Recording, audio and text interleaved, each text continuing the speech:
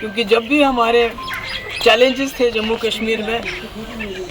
96 سے لے کے جو میں نے اپنا سفر شروع کیا تو میرے والد میرے ساتھ ہوتے تھے.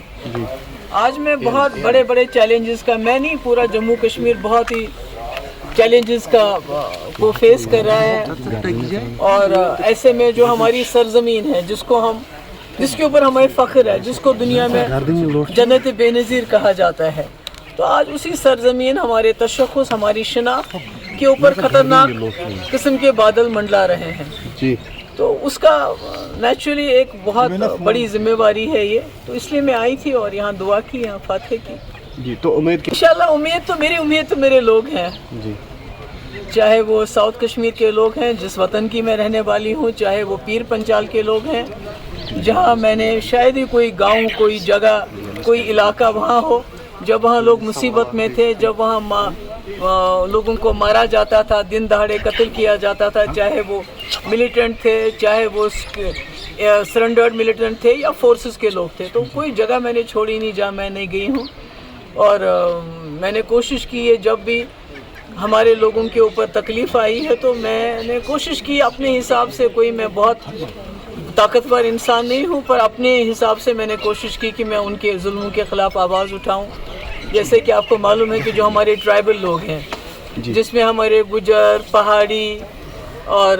یہ جو بکروال قبیلے کے لوگ بہت زیادہ ان کے اوپر بہت زیادہ ظلم ستم کیا جاتا ہے کیونکہ لگتا ہے ان کی کوئی سنوائی نہیں ہے, ان کا کوئی پوچھنے والا نہیں ہے. جیسے کہ آپ کو معلوم ہوگا کہ 2 دن پہلے جانی پور جموں میں بھی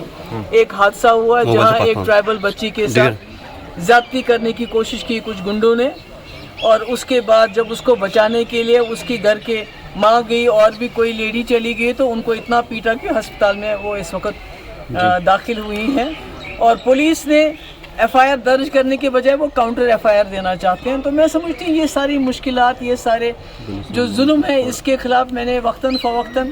میرے پاس کیا ایک آواز ہی ہے وہ اٹھائی ہے. تو میں سوچتی ہوں کہ جموں کشمیر کے لوگ بالخصوص جو میرے اپنے وطن کے لوگ ہیں, میرے غلام شاہ پادشاہ رحمۃ اللہ علیہ کے علاقے کے لوگ ہیں, وہ اس بات کی قدر کریں گے اور مجھے میری آواز کو طاقت دیں گے. تو یہ تو اس میں تو جمہوریت میں تو کوئی بھی کسی کے ساتھ تنقید کر سکتا ہے, آپ تو کسی کو روک نہیں سکتے ہیں, وہ تو چلتا رہتا ہے. لیکن اننت ناگ ہے کہ 2019 کے بعد سب سے بڑی اب نشانہ اگر کسی کو بنایا تو بی جے پی کو بنایا. کس طرح اس کو توڑا گیا, کس طرح ہمارے لیڈروں کو کچھ کو لالچ دے کے کچھ کو بلیک میل کر کے نکالا گیا, پارٹی توڑ دی. تو آج جب محبوبہ مفتی میدان میں آتے کیونکہ 2019 سے میں نے کوشش کی ہے ان کے ظلم کے خلاف آواز اٹھانا, اس کے لیے بہت سی مجھے اذیتیں سہنی پڑی, میرے گھر والوں کو سہنی پڑی, اور مگر میں اپنی بات پہ قائم رہی. تو ان کو لگتا ہے کہ اگر یہ آواز پارلیمنٹ میں پہنچے گی تو شاید وہاں بھی ان کے لیے مشکلیں پیدا ہوگی, اور شاید جو جموں کشمیر کے اصلی حالات ہیں, خالی جموں کشمیری میں لداخ کی بات بھی کرتی ہوں کہ جو اصلی حالات ہیں تو کہیں ان اصلی حالات کی عکاسی نہ ہو جائے, اور یہ جو ڈول پیٹتے ہیں جموں کشمیر میں سب کچھ ٹھیک ٹھاک ہے تو وہ ان کا جو بات ہے جو اس میں راز سے پردہ اٹھ جائے گا. تو اس لیے ان کی کوشش ہے جتنا بھی ہو سکے محبوبہ مفتی کو پارلیمنٹ سے باہر رکھا جائے. بہت بہت شکریہ.